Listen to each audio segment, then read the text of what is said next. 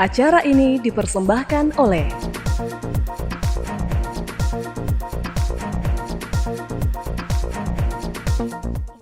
Halo pemirsa Unhas TV, senang sekali saya Iva Aisyah dapat kembali menjumpai Anda dalam Unhas Daily. Dalam beberapa menit ke depan kami akan menyajikan berita-berita terpercaya hanya untuk Anda. Pemirsa, bagi yang memiliki anak usia 3 tahun ke atas yang masih mengisap jempol, perlu untuk segera menghentikannya lantaran berpengaruh pada struktur gigi dan rahang anak. Bagaimana cara efektif untuk menghilangkan kebiasaan tersebut? Simak informasi berikut. Bagi anak usia di bawah 3 tahun, mengisap jempol adalah respon yang menenangkan, terutama saat mereka hendak tidur. Namun, bila kebiasaan ini berlanjut hingga usia di atas 3 tahun, perlu langkah untuk menghentikannya. Kebiasaan mengisap jempol pada anak usia 3 tahun ke atas dapat berdampak buruk pada gigi. Di antaranya akan terjadi gigi tonggos, gigi seri tak tumbuh ataupun bergeser, juga langit-langit keras menyempit. Menurut dokter spesialis kedokteran gigi anak, Profesor Dr. Gigi Fajriani MSc SPKGA, ada beberapa cara yang bisa dilakukan oleh orang tua untuk membantu anak berhenti mengisap jempol.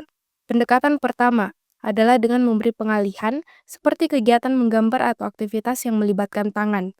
Mulai mengisap jempol. Nah, kita sebagai orang tua misalnya ya, untuk sederhana ini ya, untuk menghilangkan kebiasaannya secara sederhana, itu biasanya kita memeluk anak ini, kemudian dengan halus mengatakan bahwa ini jangan lagi ya dilakukan. Misalnya contoh seperti itu ya, ataupun dengan memberikan kebiasaan-kebiasaan yang mengalihkan perhatian, misalnya dengan menggambar dan lain sebagainya ya. Jadi usaha-usaha itu bisa dilakukan atau dengan memberikan sarung tangan kepada anak supaya dia tidak nyaman untuk melakukan pengisap jempol.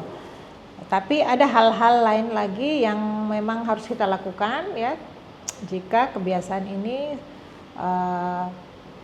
tidak bisa dihilangkan ya. Jadi misalnya mengkonsultasikan ke dokter gigi ya. Jika cara sederhana tidak berhasil, konsultasi dengan dokter gigi menjadi langkah berikutnya. Dokter dapat memberikan alat khusus yang ditempatkan dalam mulut anak untuk mengurangi kebiasaan ini. Alat ini dirancang agar anak merasa kurang nyaman saat mencoba mengisap jempol, sehingga mereka lambat laun berhenti melakukannya. Dalam kasus yang lebih lanjut, terapi ortodontik mungkin diperlukan untuk memperbaiki struktur gigi dan rahang anak yang telah terpengaruh oleh kebiasaan mengisap jempol ini. Feni Septiani Samuel, Unhas TV.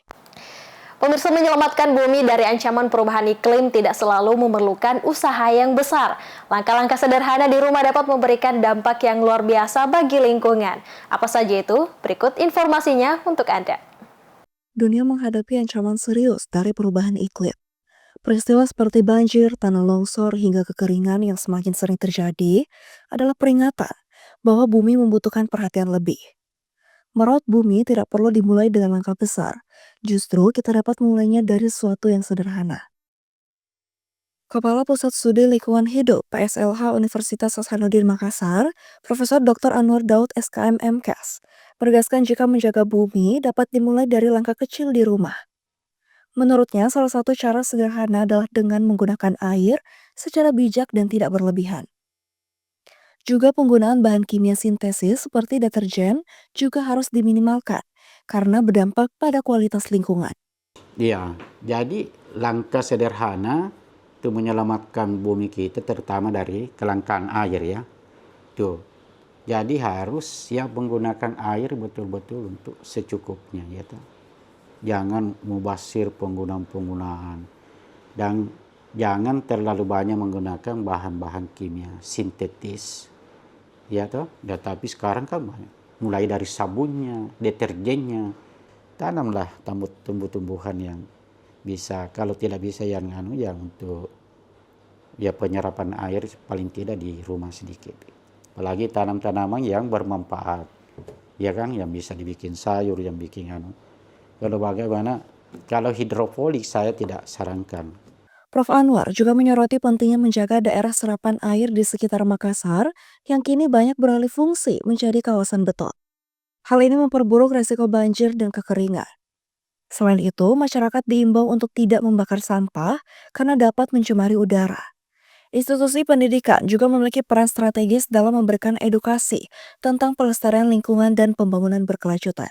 Ini sangat penting ya, institusi pendidikan itu memberikan wawasan ya, pengetahuan ya kepada masyarakat. Karena banyak, jangankan masyarakat umum, bagaimana mengelola lingkungan dengan baik di kampus ini.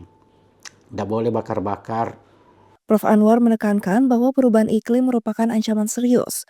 Namun, langkah kecil yang konsisten dapat membantu melestarikan bumi untuk generasi mendatang. Kini saatnya kita semua bergerak mulai dari rumah untuk melestarikan bumi. Adiputri Najwa, UNAS TV. Pemirsa, wacana dedolarasi kembali menggaung di antara negara anggota BRICS, kelompok geopolitik negara emerging markets. Namun pengamat pesimistis dolar akan bisa digantikan oleh mata uang lain ataupun mata uang bersama. Selengkapnya dalam laporan tim VOA. Ketidakpercayaan dan perbedaan di antara negara anggota BRICS seperti India dan Tiongkok jadi batu sandungan besar untuk bisa sepakat akan mata uang gabungan, menurut pengamat. India is not supportive of this particular initiative. Any common currency is not going to help anyone. Only the dominant countries like China ultimately will dictate. So it is very difficult to develop a consensus to have a common currency. Namun India dan sejumlah negara anggota BRICS meningkatkan upaya bertransaksi menggunakan mata uang lokal guna mengurangi ketergantungan terhadap dolar. There are 17 countries that have been identified by the government of India with whom India wants to trade in either rupees or a bilateral currency. Diskusi terkait mata uang BRICS memperoleh momentum pada tahun 2022 setelah AS menjatuhkan sanksi ke Rusia mengikuti perang Ukraina dan meningkatnya ketegangan antara Barat dan Tiongkok. Mengikuti wacana dedolarisasi, Presiden terpilih Donald Trump berencana mengimplementasikan tarif 100% ke barang yang masuk dari negara anggota BRICS. Namun analis khawatir strategi ini justru akan beresiko pada pengucilan Amerika Serikat dari pasar global.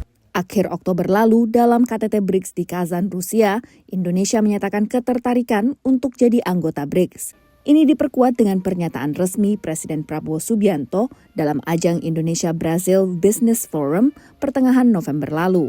Memang ingin mengatakan pada negara-negara Barat, Amerika Serikat, negara-negara Eropa bahwa kalian nggak bisa kontrol saya 100%. Saya ini bebas juga. Saya mau ke sana, mau ke sini. Kalau kalian butuh sesuatu ya kita deal lah. Kita diskusikan. Kalian mau kasih apa, saya mau ini. Sementara bagi anggota inti BRICS, keanggotaan negara baru akan bisa membantu postur geopolitik mereka. Kita harus memahaminya bahwa setiap negara di dalam BRICS ataupun yang mendaftar ke BRICS itu kepentingannya beda-beda. Ya seperti Cina, misalnya kecewa karena tidak, selalu dianggap musuh padahal dia merasa dia nggak mengancam siapa-siapa. Sementara Rusia memang mungkin memanfaatkan ini untuk meningkatkan bargaining power mereka di hadapan negara-negara Barat, karena kalau enggak mereka nggak punya teman. Selain anggota inti Tiongkok, Rusia, India, Brasil, dan Afrika Selatan, kelompok BRICS memperluas jaringannya mencakup Iran, Uni Emirat Arab, Ethiopia, dan juga Mesir. Dari Washington DC, Virginia Gunawan, dan tim VOA. Pemirsa, berita tadi sekaligus menutup perjumpaan kita hari ini. Jangan lupa untuk terus saksikan Unhas Daily hanya di Unhas TV. Saya Fasya Rahman mewakili kru yang bertugas pamit undur diri dan sampai jumpa.